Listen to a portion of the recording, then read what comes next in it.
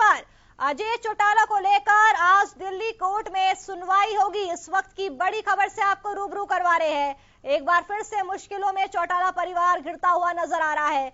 आय से अधिक संपत्ति मामले में अजय चौटाला को लेकर सुनवाई की जाएगी। बड़ी खबर से आपको लगातार रूबरू करवा रहे हैं। ओपी चौटाला को सजा के बाद अब अजय चौटाला पर सुनवाई होनी है। बड़ी खबर टीवी स्क्रीन पर।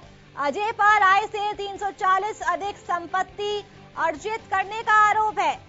शनिवार को अजय चौटाला पर भी कोर्ट में सुनवाई हुई थी और अब आज अजय चौटाला पर सुनवाई है। तो मुश्किलों में घिरता हुआ नजर आ रहा है चौटाला परिवार। ओपी चौटाला को आय से अधिक संपत्ति मामले में 4 साल की सजा और जुर्माना भी मिल चुका है और अब उनके बेटों पर भी संकट के बादल मंडराते हुए नजर आ रहे हैं। अजय चौटाला को लेकर दिल्ली कोर्ट में आज सुनवाई होगी। आय से अधिक संपत्ति का यह पूरा मामला बताया जा रहा है।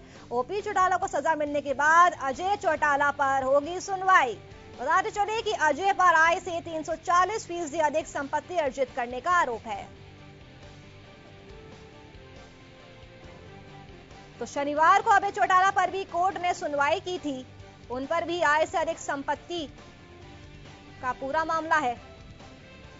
तो बड़ी खबर इस वक्त की अजय चौटाला को लेकर आज दिल्ली कोर्ट में सुनवाई है और इसी खबर पर ज्यादा जानकारी के लिए हमारे संवाददाता सुशील सिंह न्यूज रूम से लाइव जुड़ चुके हैं। सुशील, आज अजय चौटाला को लेकर दिल्ली कोर्ट में सुनवाई होगी, क्या कुछ जानकारी मिल पा रही है? बिल्कुल, दिल्ली राउज एवेन्यू कोर्ट में इनको लेकर भी सुनवाई है। आय से अधिक संपत्ति का यह मसला है पूरा और आरोप यह है कि 1993 से 2006 के बीच इनकी लीगल जो आय थी वो 8.17 करोड़ थी और इलीगल आय 339.27% ज्यादा आय इनकी हुई है, जिसका आरोप था और इस आरोप के तहत आज हियरिंग है। देखिए, जो हियरिंग चल रही है उस हियरिंग के दौरान अब गवाहों की पेशी और उस पर जिरह चल रहा है, यानी बहुत जल्द ही फैसले की घड़ी आएगी। जितने सबूत है, जितने गवाह हैं, उनकी पेशी चल रही है और हियरिंग में उनकी पेशी के बाद उन जो गवाह का बयान होता है उस पर जिरह होता है और जिरह के बाद माना जा रहा है कि जल्द से जल्द इस मामले में फैसला आ सकता है। सुशील, इनेलो की प्रदेश में क्या हालत है वो तो हम सबके सामने है। केवल एक एमएलए है और अब से 2 साल बाद चुनाव है। अब ओपी चौटाला को तो सजा हो चुकी है। अब अगर उनके बेटों पर भी बात आ जाती है तो इनेलो से कहीं ना कहीं चौटाला परिवार दूर हो जाएगा।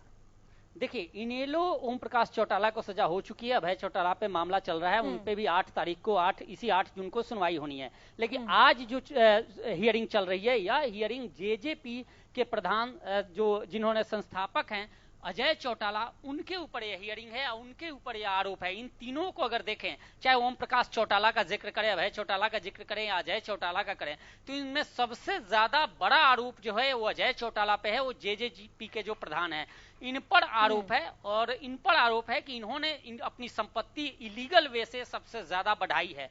इसको लेकर इससे संबंधित जितने भी गवाह हैं, चाहे वो इनकम टैक्स के ऑफिसर हों या फिर ईडी के हों या जो भी इनसे संबंधित गवाह हैं, उन सबको सीबीआई पेश कर रही है और उस गवाह पर, उस सबूत पर जिरह होता है। उस जिरह में जो इनके वकील हैं वो शामिल होते हैं, साथ ही सीबीआई के वकील शामिल होते हैं और यह एक प्रोसेस है। यह प्रोसेस चल रहा है। जब तक पूरे गवाह, पूरे सबूत कोर्ट के सामने पेश नहीं हो जाते तब तक फाइनल जिरह का समय नहीं आता। ऐसे में लेकिन जिस तरह से सुनवाई लगातार हो रही है और जो सजा हुई है इनेलो के जो ओम प्रकाश चौटाला है उन पर, तो उससे माना जा रहा है कि अब इन मामलों में सुनवाई त्वरित होंगी और जल्द से जल्द फैसला की घड़ी आ सकती है। दूसरी तरफ देखिए, इनेलो से जिस तरह से ओम प्रकाश चौटाला जब जेल गए थे 2013 में, उसके बाद से इनेलो में विघटन शुरू हो गया था पार्टी में और उसके बाद पार्टी 2017 के आसपास दो फाड़ हो गई और उससे कहीं ना कहीं इनेलो का ग्राफ बिल्कुल डाउन था। लेकिन जैसे ही ओम प्रकाश चौटाला जेल से छूटकर बाहर आए थे, को सजा हो गई।